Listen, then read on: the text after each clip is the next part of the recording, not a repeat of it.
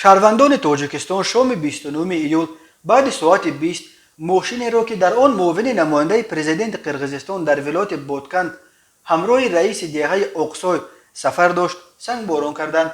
در خدمات مطبوعات ریاست کارهای داخلی این ولایت به خبرگزاری قرقیزی کبر گفتند که شهروندان تاجیکستان ماشین رئیس دهه اقصای را سنگباران کردند. معاون رئیس ولایت بادکند نیز در داخل این ماشین بود. این حمله در شعبه میلیسیا نویه با اسفرای تاجیکستان هم مرز بادکند همچون اوباشی ثبت شده است. در پی این حادثه مذاکرات رهبران میلیسیا ولایت بادکند و شهر اسفره دایر شد.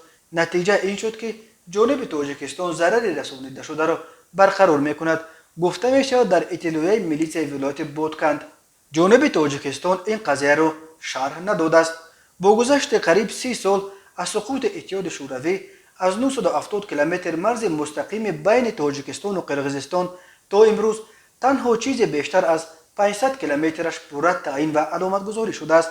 در قطعه های بحثی مرز اساساً در مرز بین اسفره و باباجان غفوروف با نویه بادکند و لیلک قرقیزستان هر سر چند وقت بر سر آب و زمین و راه و چراگاه بین ساکنان دو طرف مرز و مرزبانها مناقشه ها سر میزنند. خونین‌ترین مناقشه در مرز این دو کشور در پایان ماه اپریل سال جاری رخ داد که از هر دو طرف 55 کشته و حدود 240 زخمی به جا گذاشت. پرزیدنت قرقیزستان صادر جباروف ماه ایون به دوشنبه آمد، ولی با وجود 7 ساعت مذاکرات پشت درهای بسته او و همتای تاجیکش امامعلی رحمان در مسئله مرز به توافق رسیدن نتوانستند.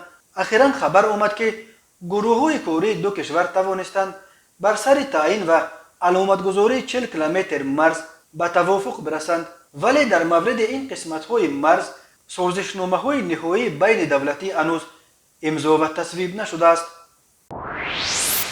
روز 28 ایول سال 2021 تخمین ساعت 13:30 بر اثر بالا رفتن حرارت هوا از کوههای سوگت نویه لخش یخپاره از بدن یک پیریخ عظیم این منطقه کنده شد. این یخپاره همراه با توده‌های برف جریان رودخانه توگت را بست.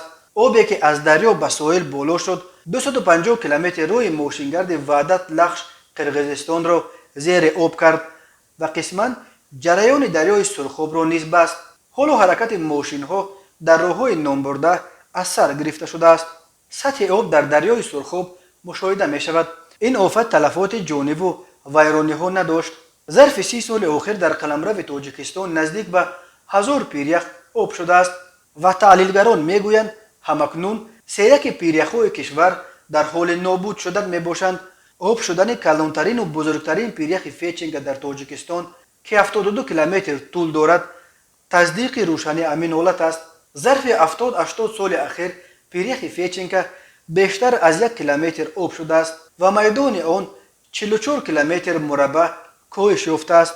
غیر از این حجم آن 15 کیلومتر مکعب کم شده است.